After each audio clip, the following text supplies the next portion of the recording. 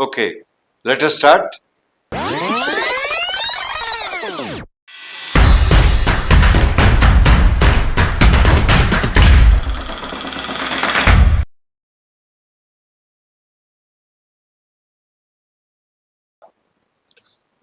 Transcription number 46, volume 3. Start. The crux of the whole matter, therefore, is the inability on the part of the government to manipulate the prices in a manner whereby it may be possible to achieve crop planning in order to achieve the desired results. As long as this price structure is allowed to move in the manner in which it is moving today, whatever may be the policy of the government, howsoever much credit they may pump into the agricultural sector, whatever the amenities they may give to the agriculturists, it will not be possible for us to achieve the targets in the manner in which we want to achieve. I would have been satisfied if, as a result of this increased agricultural production, the farmer was better off. But we find that whenever there is increased production in response to higher prices, the markets slump down so heavily that ultimately the farmer stands to lose instead of to gain. Therefore, the farmer loses both ways and the country also loses. The farmer puts in more money, more resources in the production of crops for which he expects higher returns, and he loses all that money because the prices are not going to rise to his expectations, and instead the prices fall down rather precipitously, and the country is also losing because there is a very uneven development of agriculture. Therefore, the crux of the whole problem is not just to hold the price line or just to see that black marketing is avoided. That is only one part of the job, a very important part of the price policy, and that has got to be kept in mind. I am not against it. In fact, I am all for it, and I blame the government for not being able to do it so far. But this is another aspect of the price policy to which the Planning Commission, it seems to me, has not applied its mind properly so far, namely the use of price policy as an instrument of crop planning, and as long as that particular tool is not utilized for this objective, it will not be possible for us to have a planned development of our economy. Then there is the question of incentives.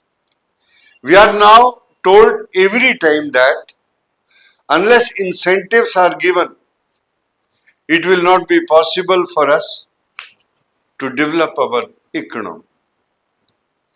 We are hearing daily about our export promotion. Now the problem of incentives also has to be viewed in terms of the objective of the development of a socialist economy in our country, and not just from the point of view of earning more and more foreign balances.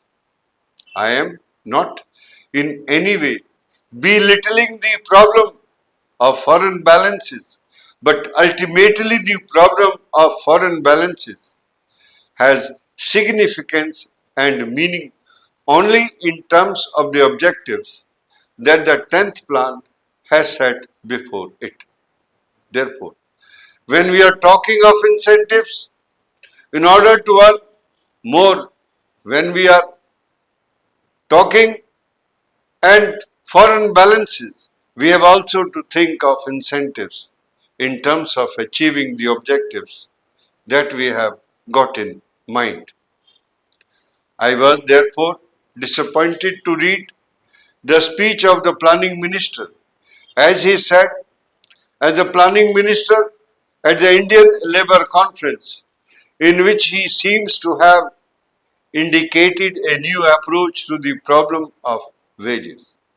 His approach has passed through three stages. In the first stage, just after the general election, the planning minister came out with a statement that he was thoroughly dissatisfied with the way in which the wage structure had developed and that he meant to do something about it. He categorically stated that the real wages had not increased because of the intransigence of the management, and he further stated that he wanted to do something about it. Then there came about a discussion as to what could be done, and all the industrialists themselves and the financial newspapers in this country came out with the theory that wages could be increased only if productivity is increased, and therefore wages should be linked with productivity.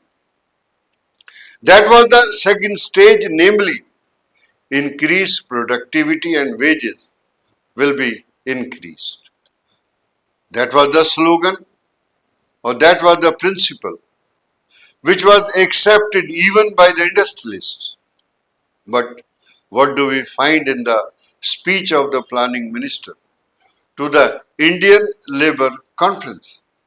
There he says that even if productivity increases, the first charge will be in respect of projects which are meant for further employment or creation of more employment opportunities.